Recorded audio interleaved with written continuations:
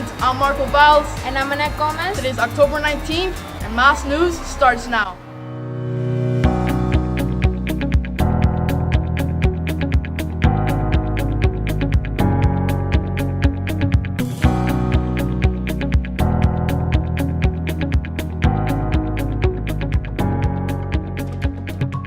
There was a teacher workday on Wednesday of last week.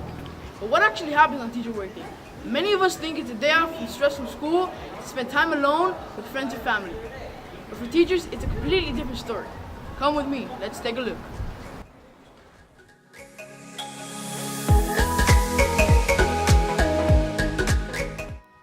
Well, I'll tell you what we did today. Today we had the Honorable Judge Verde from the 11th Judicial Circuit come in and talk to our two mock trial teams for middle and high school. We went over a great deal of information, things that, skills that they need to prepare for their mock trial competition. So it's funny, it's a teacher planning day, but they're learning. So we still have kids coming into school to work and to learn, and hopefully I'll get some grading in now. Okay, so typically on a teacher workday, we'll have meetings with our departments and go over the curriculum and some of the activities that we want to work with our classes. Today, this morning, I actually had a meeting with the MOS board. We were looking at information for middle school and high school auditions for students. And then when I broke from that meeting, I went to a grade 8 meeting with teachers from the language arts department. And again, we were going over the activities that we wanted to cover with our classes. And then also paperwork has to be completed, grading has to be done, and organization of all the activities and assignments that we have for our students. And that's typically what you do during teacher planning. Well, I think teachers not only accomplish work, but they bring some students back to finish some work. Like I know in the theater magnet, we came today to finish our competition pieces. And so not only are they accomplishing work, but the students are accomplishing work as well. And it's a great way to finish up your projects for competitions, and not only that, but for the class as well. Well, now you know what happens behind the scenes on teacher workday. It's not all fun and games. Well, I'm Marco Valls bringing you this very special segment on teacher workday. Hurricane Matthew has been devastating multiple places, including Haiti, Cuba, Bahamas, and Florida. It has been a very disastrous storm, causing us to cancel school on Thursday and Friday. Let's find out more about Matthew's impact with Current Event. I'm Julie Sandoval, here with your Current Event.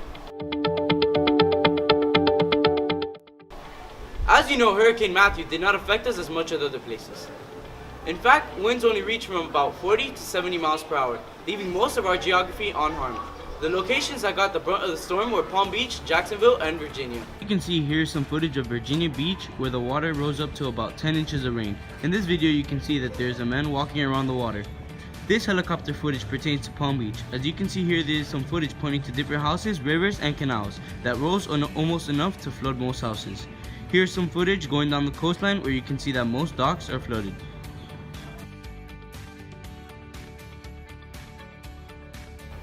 I'm here with Jade Rivero. And how do you think Hurricane Matthew affected Miami? Well, it didn't really affect Miami much, but it affected the parts where it ends near the ocean, and it affected it really big. I think Hurricane Matthew affected Miami in positive and negative ways. Supermarkets, gas stations, Home Depot, they were affected positively. They had a great amount of revenue coming in because everybody was in fear.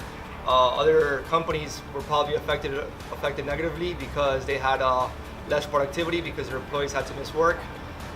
You guys were affected positively. You had 2 days off. We were able to sleep in. But in general, there was no damage. Miami Beach, maybe a little bit of flooding. We saw some surfers out there enjoying the swells, but we were lucky. Unfortunately, Haiti, places like Eastern Cuba and the Carolinas weren't as lucky. So overall, we were A-okay. I'm Julie Sandoval, and that's it for your Current Event. High school students, your grade PSAT is today. We wish you good luck on the test.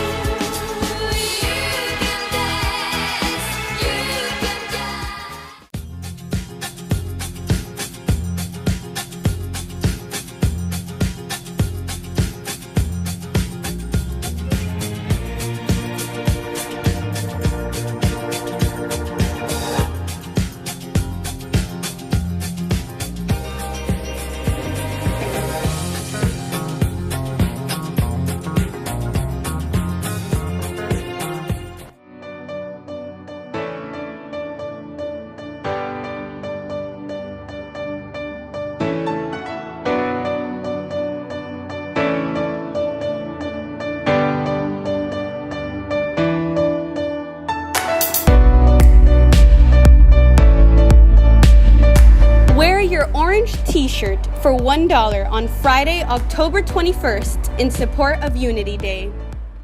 As you may know, Tom Brady was suspended for the first 4 games of the NFL season. But recently, Tom Brady has made a return to the NFL. Let's find out more about Tom Brady's return with sports. I'm Tuki Lambo. And I'm Alexa Hernandez, and you're watching Mass Sports Center.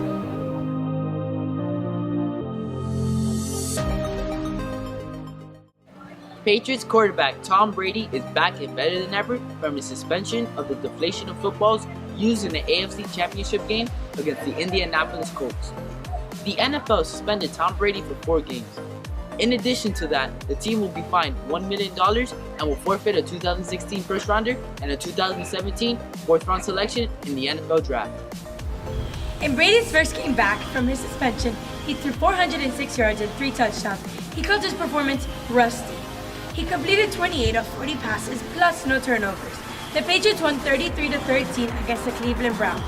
Now we have a major football fan tell us what he thought about Brady's return back to the field. So I think Tom Brady did well in his last game. He got, I think, 4 passing touchdowns. He did about over 200 passing yards in the first half, which has only been done by, I think, 3 quarterbacks in the league.